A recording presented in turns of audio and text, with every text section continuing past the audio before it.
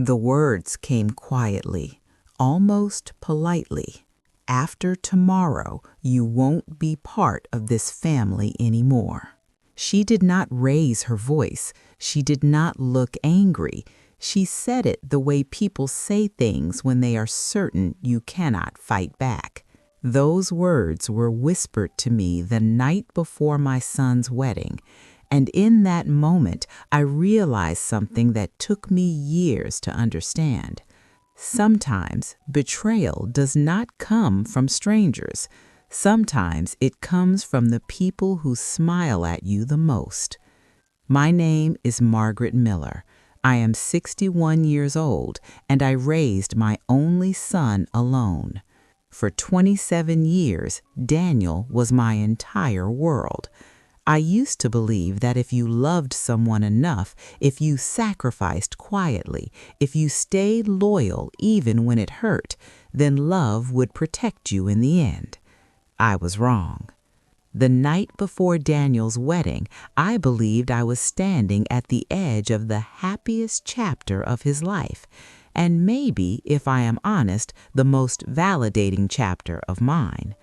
Because when you raise a child alone, success feels personal.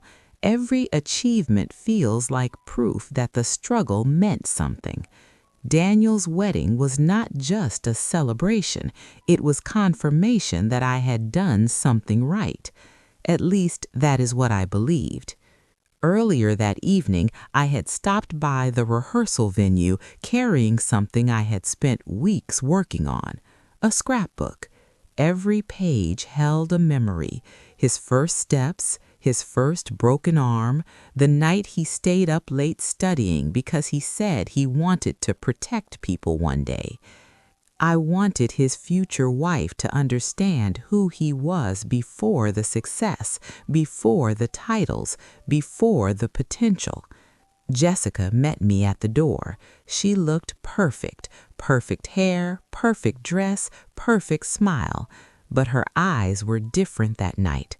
Cold, evaluating, decisive. I held out the scrapbook. "I made this for Daniel," I said softly. "I thought you two might like to look through it tonight." She did not touch it. Instead, she leaned closer. Her voice lowered. Her smile tightened. "After tomorrow, you won't be part of this family anymore." For a moment, I thought I had misunderstood. "Excuse me?" "You heard me," she replied. "You've done your part. You raised him. Tomorrow he becomes my husband, my family." She glanced at the scrapbook like it was clutter. "And you," she continued, "are just extra baggage." The words hit my body before they reached my mind. My chest tightened, my throat burned, my hands shook. She spoke as if she were doing me a favor. "Don't embarrass yourself by clinging on," she said. "Daniel loves you, of course, but love makes people blind. I see things clearly." She paused, then smiled. "So do us both a favor. Don't come tomorrow." I did not argue. I did not defend myself. Years of exhaustion settled into my bones all at once. Years of working double shifts. Years of pretending I wasn't tired. Years of making sure Daniel never felt abandoned, even when I was. She patted my arm. "Go home, Mrs. Miller. Tomorrow will be the best day of our lives. We don't need drama." I do not remember leaving. I only remember sitting on my bed that night, staring at the scrapbook in my lap. Every photo told a story of sacrifice, and suddenly I was being told none of it mattered. Tears blurred my vision, but beneath the heartbreak, something else stirred. Not rage, not despair, a cold clarity. I whispered, "If I am not part of this family after tomorrow, then tomorrow I will not be there." And so the next morning, I stayed home. I laid out the dress I had bought months earlier, the pale blue one Daniel once told me looked beautiful on me. I stared at it for a long time. Then I folded it and put it away. My phone buzzed constantly. "Where are you? We're heading to the venue. You're running late.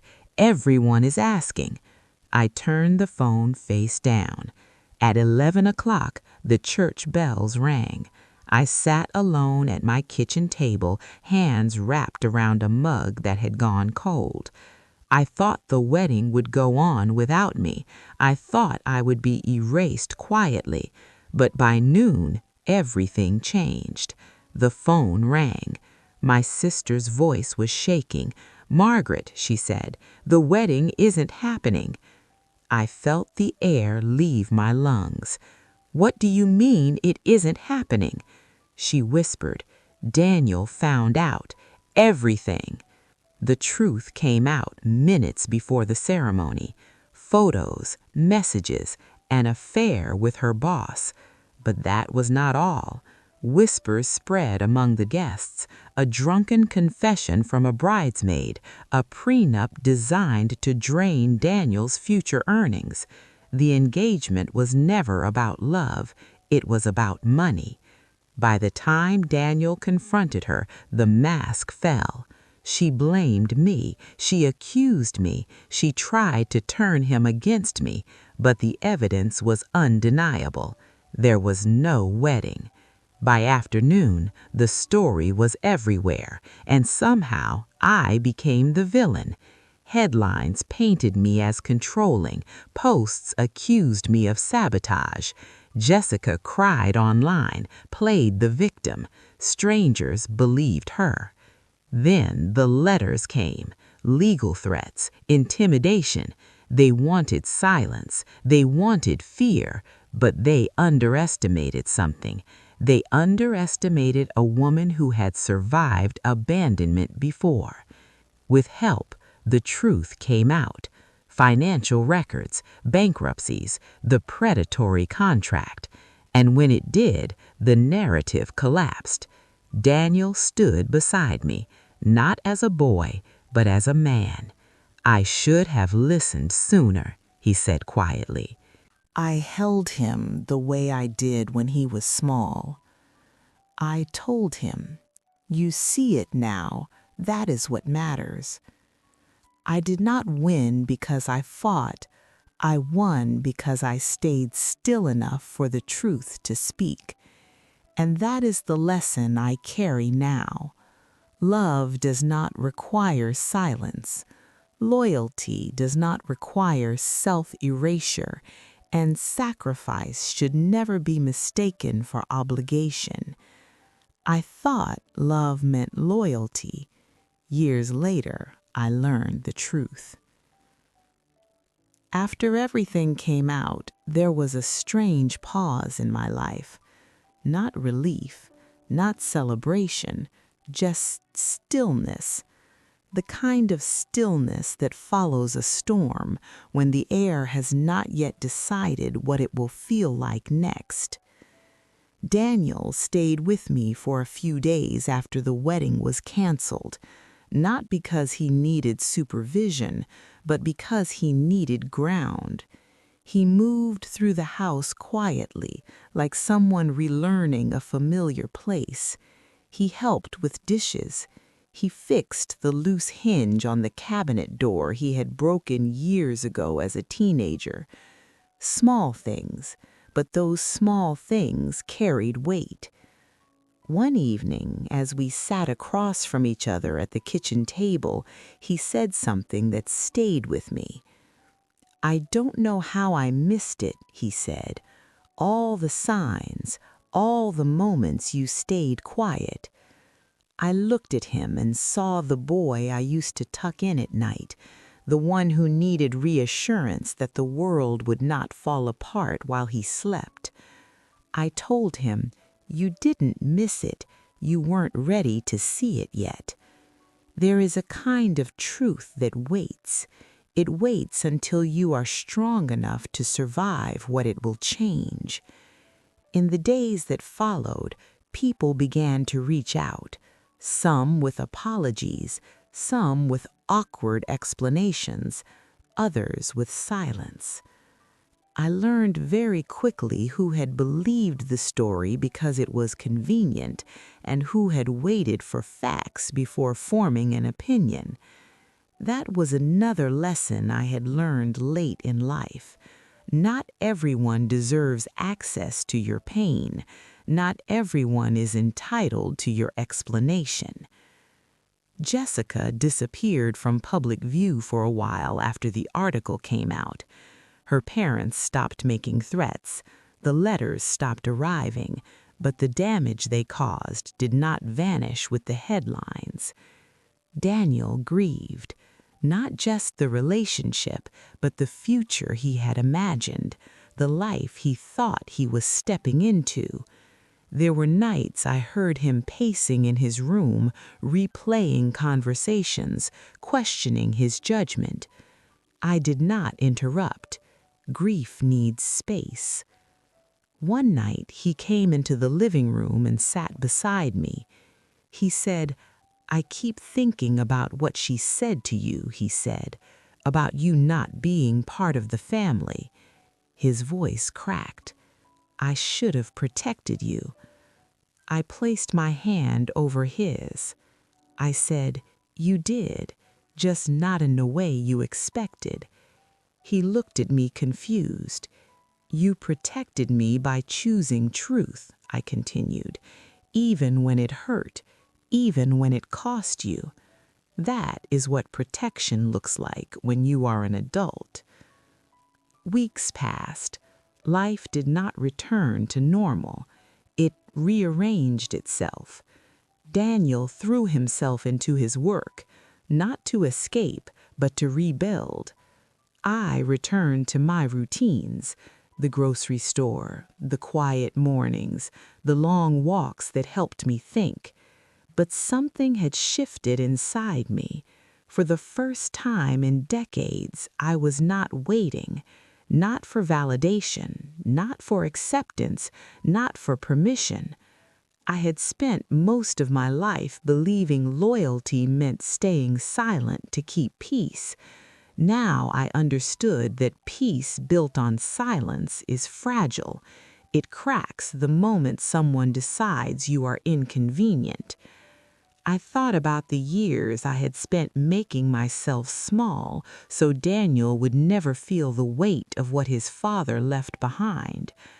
I had told myself that was love, and in many ways it was, but love should never require you to disappear. I began to see how often women like me are praised for endurance but punished for boundaries, how quickly sacrifice becomes expectation, how easily kindness is mistaken for weakness. People assumed I was strong because I never complained. What they did not see was how often I had chosen quiet over truth and how expensive that choice had been. One afternoon, Daniel brought out the scrapbook. He said, "I finally looked through it." We sat together on the couch, turning the pages slowly. He stopped at a photo of himself at 8 years old, missing 2 front teeth, holding a handmade sign that said, "You're the best mom." He said softly, "I didn't realize how much you gave up." I smiled. "I didn't want you to." That was the problem. I protected him from the truth for so long that I forgot to protect myself. As the months passed, something unexpected happened.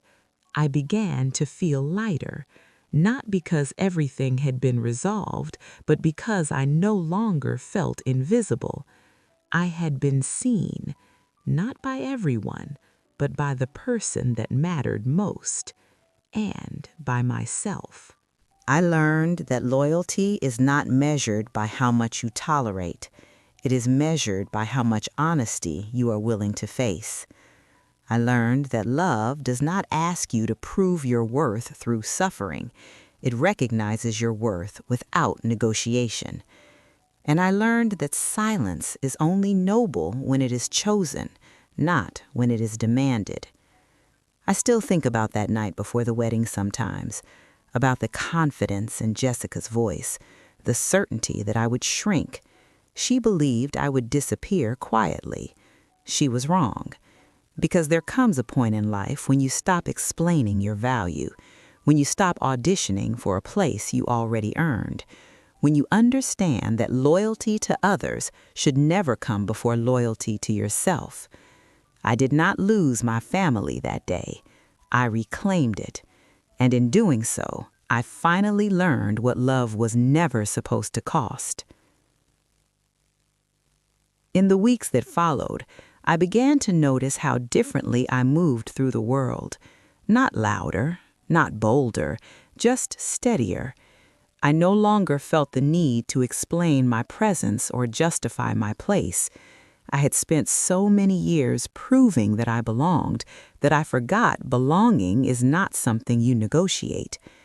Daniel noticed the change too.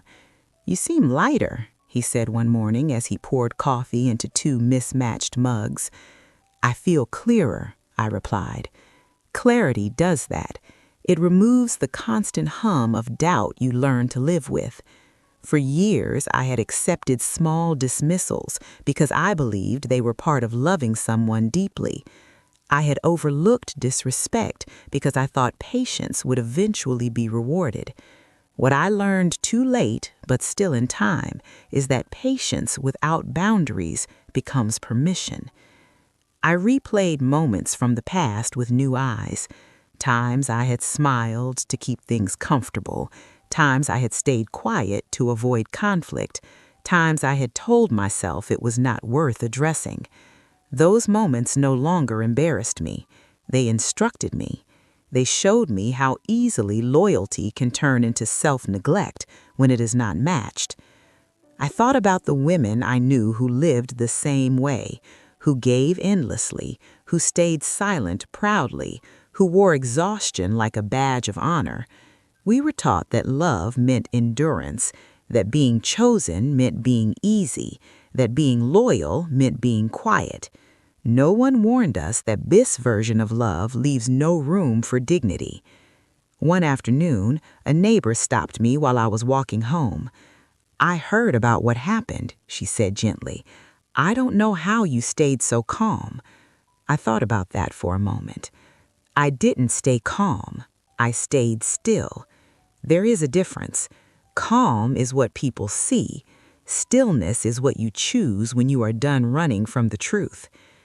Jessica tried once more to reach out months later, a long message, apologies wrapped in explanations, responsibility diluted by excuses. I read it once, then closed it. Some conversations arrive too late to matter.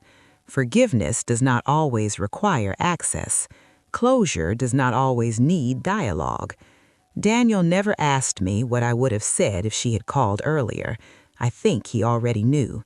We were learning, together, how to live without apologizing for our clarity. He rebuilt his life slowly, carefully, not rushing into anything, not chasing validation. And I rebuilt mine in quieter ways. I stopped volunteering for roles that cost me peace. I stopped over-explaining my decisions. I stopped mistaking guilt for responsibility. I learned how to rest without feeling lazy, how to say no without feeling cruel, how to sit in silence without feeling invisible. One evening, Daniel said something that made me pause. "Mom," he said, "I think what hurt the most wasn't what she did. It was realizing how close I came to repeating a pattern." I looked at him. "What pattern?" "Choosing comfort over truth," he replied, "staying loyal to something that didn't deserve it." I reached for his hand. I said, "You broke it. That matters." Patterns do not end loudly. They end quietly, with one person choosing differently. That choice ripples forward. I used to believe love was something you held on to at all costs, that letting go meant failure. Now I understand that sometimes letting go is how love finally becomes honest. I did not lose my place in my son's life. I found it again, not through sacrifice, not through silence, but through truth. And the truth, when it finally arrives, does not ask you to fight. It asks you to stand. And this time I did. The days that followed were strangely quiet. After the storm of phone calls, messages, accusations, and sudden sympathy, life slowed in a way I wasn't prepared for. The house felt larger than it ever had, too quiet, too still. For years, every corner of that home had revolved around Daniel, his footsteps, his laughter, his late-night studying at the kitchen table. And now, even though he was still alive, still present in my life, something had shifted forever. Daniel moved back in for a while, not because he couldn't afford his own place, but because heartbreak has a way of making grown men feel like children again. He slept in his old room, the one with faded posters he never bothered to take down. Some nights I would hear him pacing, other nights the muffled sound of him crying into his pillow when he thought I was asleep. I never asked questions. I had learned long ago that pain speaks best when it is not interrupted. One evening, as we sat across from each other at the kitchen table, he finally spoke.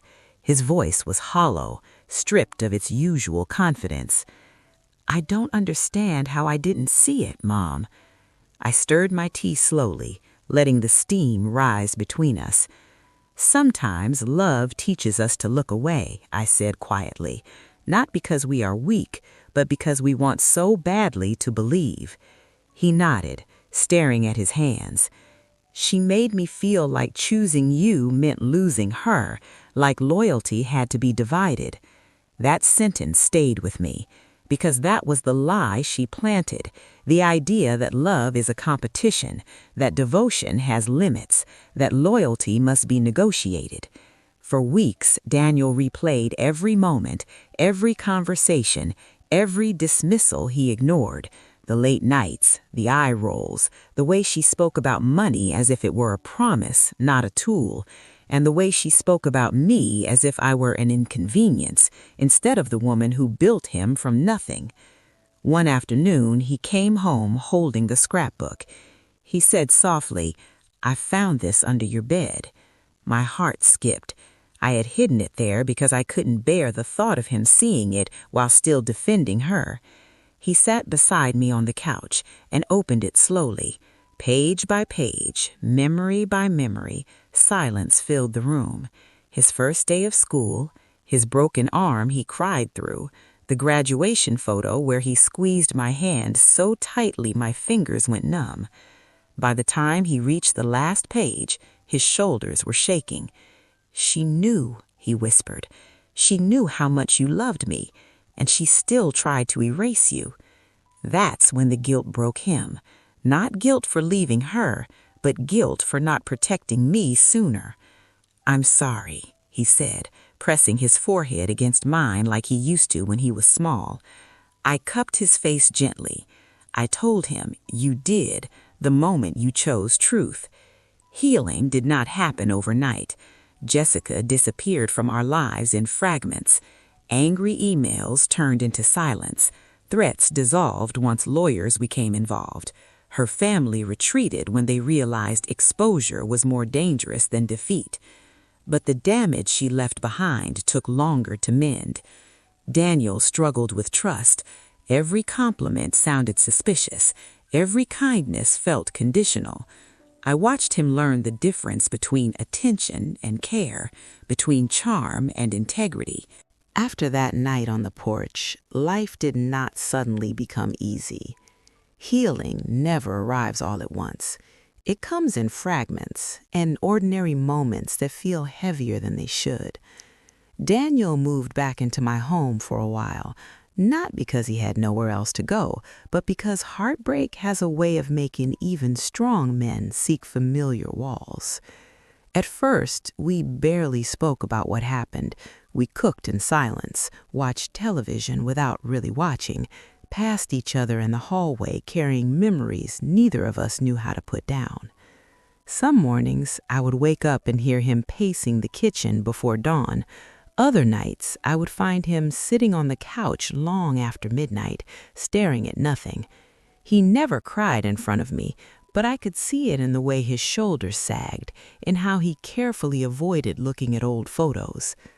One evening, about a month after the wedding that never happened, he finally spoke. "Mom," he said quietly, "do you ever wonder how you didn't see it sooner?" I didn't answer right away.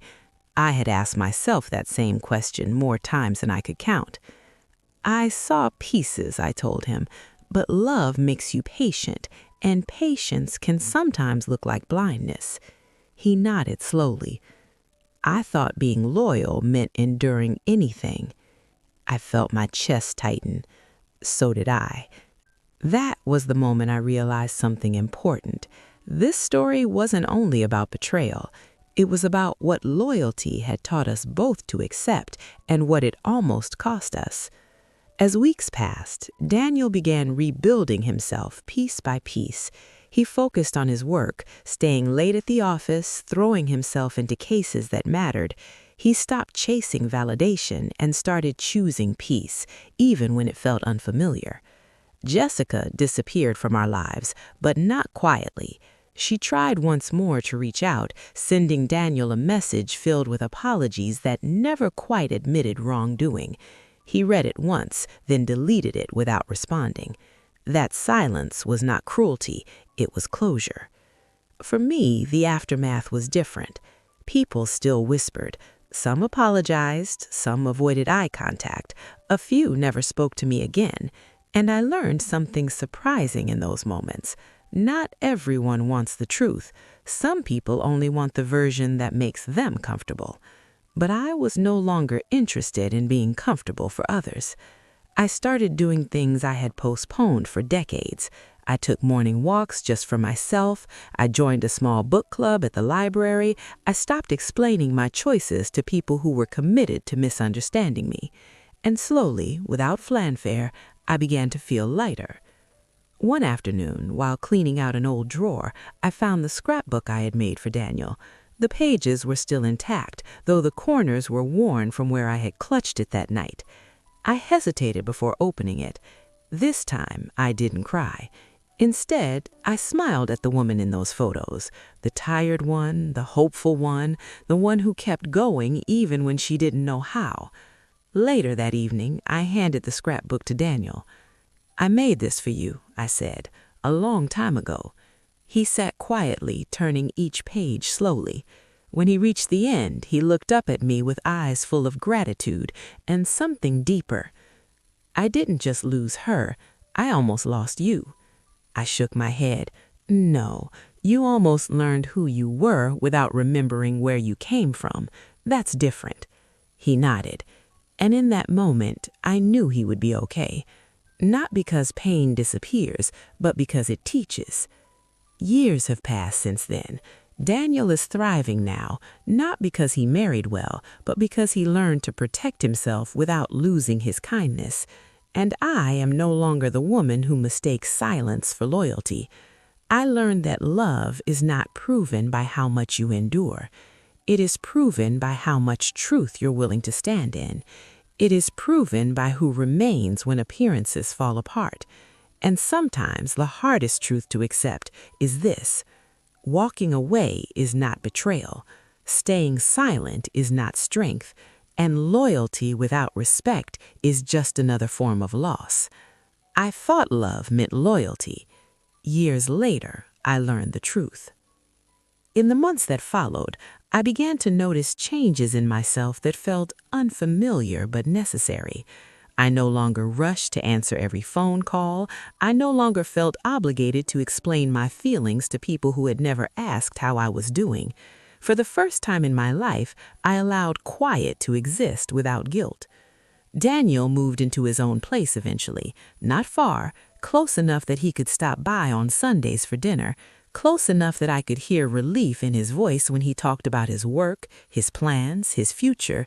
He was no longer building a life to impress someone else. He was building one that fit him. One evening, while we were washing dishes together, he said something that stayed with me. I didn't realize how much I was shrinking until everything fell apart. I turned to look at him. Shrinking how? I stopped questioning things. I stopped trusting my instincts. I thought that was love. I thought that was compromise. I nodded slowly. Many people do. That was when I understood that what happened had not only saved him from a painful marriage, it had saved him from becoming someone he would not recognize years down the line. As for me, the label people once tried to place on me began to lose its power. The bitter mother, the controlling woman, the one who could not let go, those words stopped echoing in my head because they were never mine to carry. What replaced them was clarity. I started speaking differently, standing differently, saying no without apology, saying yes only when it felt true. And something remarkable happened when I did that. The right people stayed. The wrong ones drifted away on their own. There were still nights when the memories returned. The wedding dress I never saw, the ceremony that never happened, the family I was almost pushed out of. But those memories no longer felt sharp. They felt instructive. They reminded me that love without dignity is not love, that loyalty without boundaries is not devotion, and that silence does not always mean peace. One afternoon, Daniel asked me a question I had never expected. Do you regret staying quiet for so long? I thought carefully before answering. I regret believing that endurance was the same thing as strength, I said, but I do not regret surviving long enough to learn the difference. He smiled then, a real smile, the kind that reaches the eyes. That was when I realized this story was never about being excluded from a wedding. It was about being invited back into myself. And that lesson, hard as it was, changed everything. Time has a way of softening the sharpest edges, but it also has a way of sharpening the truth. As the seasons changed, I began to see how close I had come to losing myself completely. For years, I had measured my worth by how useful I was to others, how much I could give, how much I could endure without complaint. I told myself that was love, that was loyalty, that was what good mothers did. But loyalty that requires your erasure is not loyalty. It is slow disappearance. I started noticing how often women my age carried the same quiet exhaustion at the grocery store, at church, in waiting rooms.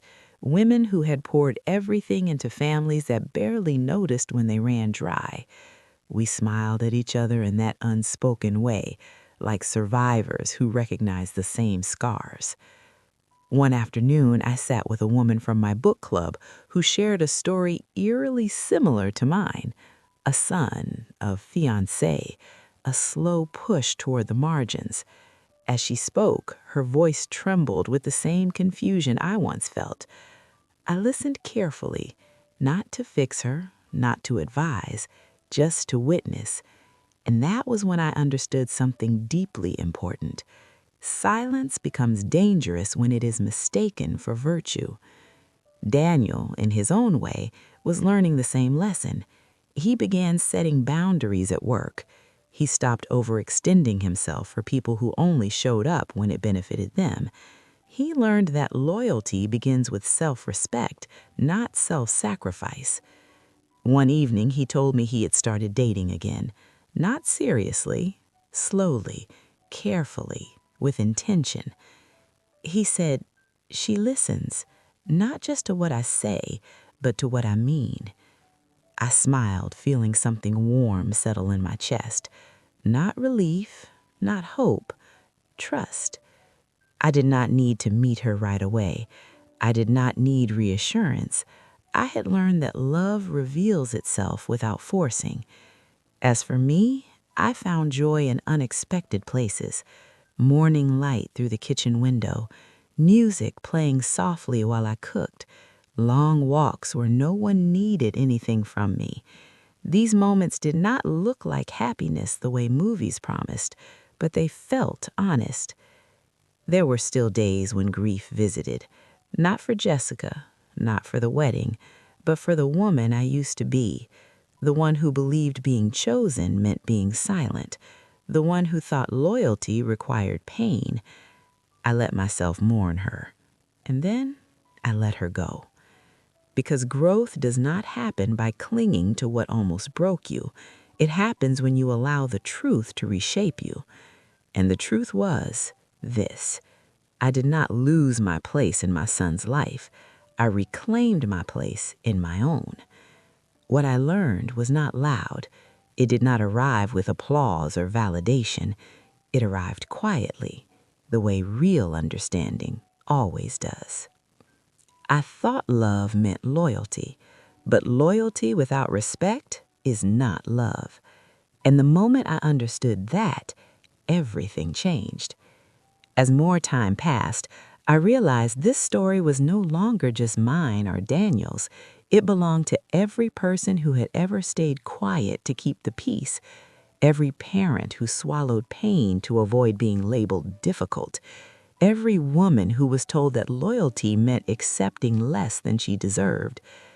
People began opening up to me in unexpected ways. A neighbor stopped me one afternoon and said, "I saw what you went through. I wish I had your courage." A woman from church pulled me aside and whispered that she hadn't spoken to her own son in years because his partner pushed her out the same way. She asked me how I survived it. I told her the truth. I stopped trying to earn a place I already deserved. Daniel continued to grow into himself, not hardened, not bitter, just clear. He learned that real love does not ask you to betray your roots. It does not isolate you from the people who raised you, and it never demands silence as proof of devotion. One evening, months later, he looked at me and said something I will carry for the rest of my life. "If I ever marry, Mom, it will be someone who understands that loving me also means respecting you." In that moment, every tear I cried alone made sense. I used to think strength meant enduring quietly. I used to think loyalty meant staying no matter how small I was made to feel. I used to believe that being chosen required self-sacrifice. Now I know better. Strength is knowing when to step back. Loyalty is choosing truth over comfort. And love that costs you your dignity is not love at all. If this story felt familiar to you, if you saw yourself somewhere in these moments, I want to hear from you. Share your thoughts in the comments. Tell me where you recognized yourself. Tell me what loyalty once meant to you and what it means now. And if you believe more stories like this need to be told, stories about quiet strength, boundaries, and truth, make sure you stay connected. There are many voices like this one, and none of them deserve to be silent.